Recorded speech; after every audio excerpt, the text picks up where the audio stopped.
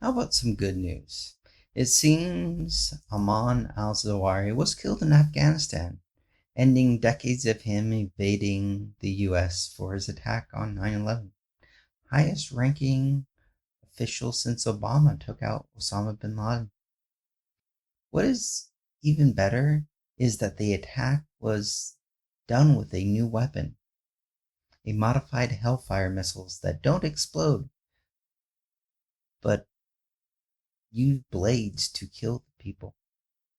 Now, this goes a long way to eliminating collateral damage, which is the one thing that has helped Al Qaeda recruit. Killing civilians because we're going after their leaders has been the number one recruiting tool that they use. If we could avoid killing civilians when we go after people trying to kill us, guess what? We do so much better in the world.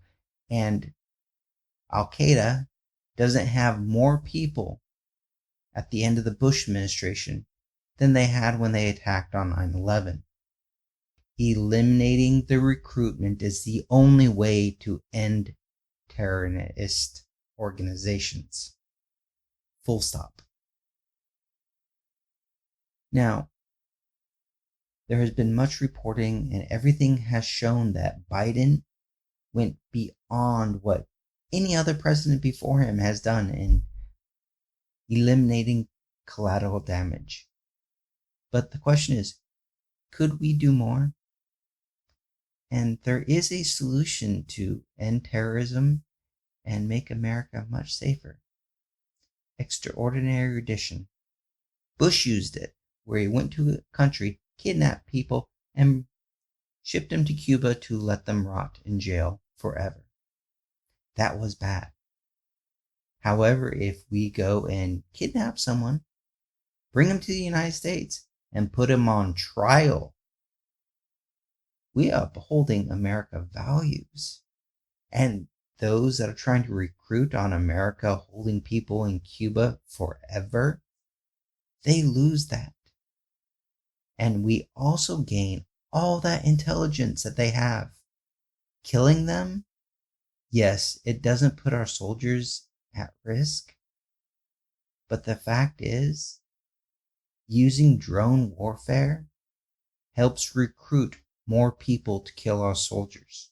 So yes, our soldiers would be in danger if they went in and grabbed people that we need to prosecute for the crimes they committed. However, that would make America safer. Now, the bad thing about this is Republicans are using this to attack Democrats. Yes, another terrorist leader taken out by a Democrat is a reason to attack them. If we needed any more proof that Republicans should not be listened to and are blatant traitors to the United States. Now, the withdrawal in Afghanistan, no matter what you have heard on the news, has been the most successful withdrawal of troops that lost a war. Find any others that was successful. If you look at the end of the Vietnam War, you'll see them pushing helicopters into the ocean as we tried desperately to evacuate people. And we left hundreds of thousands there. Now, being able to pull out 100,000 people out of Afghanistan was a marvel. Could we have done better? Yes. Has it ever been done better in human history? No. So, Republicans have taken this and used it to attack Democrats, saying that we should still be in Afghanistan. We should continue to extend the war because we can't murder terrorist leaders in Afghanistan without going in and having thousands of troops there risking their lives day in, day out. Yeah, seems kind of strange. And the trillions of dollars Republicans have wasted on the wars, Even just mathematically, if you take the $7 trillion wasted on the Iraq and Afghanistan war for the 3,000 American lives that were lost on 9/11, and the thousands more soldiers that were lost in Afghanistan, if we just put that into roads in the United States, there would be a net positive of American citizens living today. So let's not talk about putting troops back into Afghanistan, because that is what the Republican and their news is pushing for, because that's what they see as Biden's failure. We're still not at war, so Biden messed up. It's not an unqualified win, according to them. Like when they blocked the veterans bill for their health care, they were fist bumping on the Senate floor. Take a look at the picture.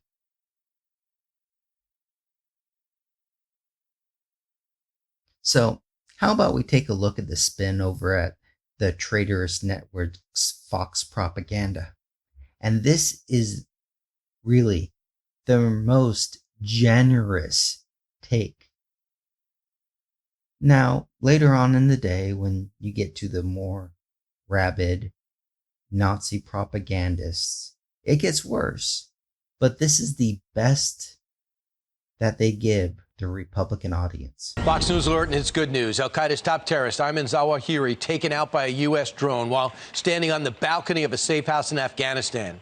Once known as bin Laden's right-hand man, he helped mastermind the 9/11 attacks and led al-Qaeda after bin Laden's death. Joining us now from the White House, National Security Council Coordinator, Admiral John Kirby. Admiral, great to see you. Thanks so much for making time for us tonight. Of course. What could you tell us about this operation? Well, I'll tell you, this really shaped up over the last 6-7 months, Brian, when we first had indications that Mr. Zawahiri was going to move or in the process of going to Kabul. We know he was trying to reunite with family members that we had tracked to Kabul, so we were able to then follow his movements. Then it became a matter of sort of developing that intelligence, making sure that it in fact was him, A. B, that we had a pattern of life that we could watch that might give us an opportunity. The president was very clear once he made the decision that he wanted to minimize any risk of civilian casualties. So that put an additional demand on the intelligence and counterterrorism community to make sure we could do this in a way which only got him and nobody else. Admiral, no one has to tell you that in the Doha Agreement, the Taliban pledged not to have an alliance with al-Qaeda. He was staying in an al-Qaeda-owned Haqqani house, who's in the Taliban government.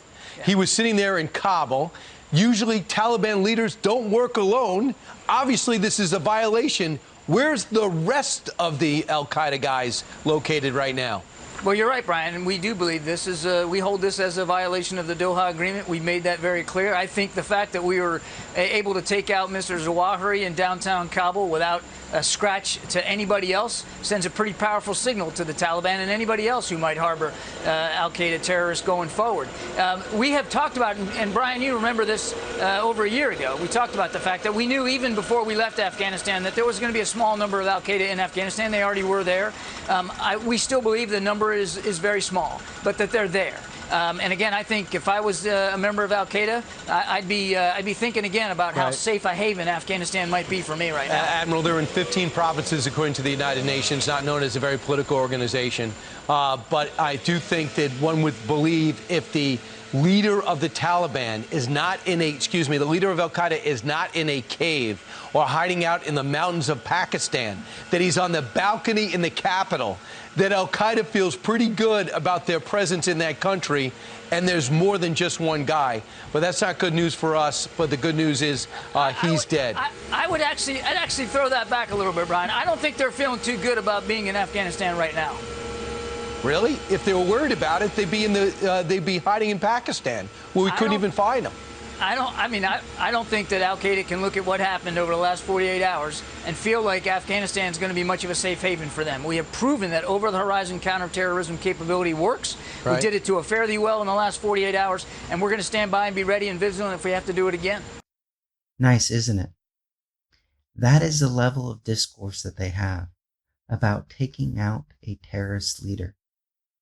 They would crow about it if it was a Republican, but it's not. So they have to find some fault.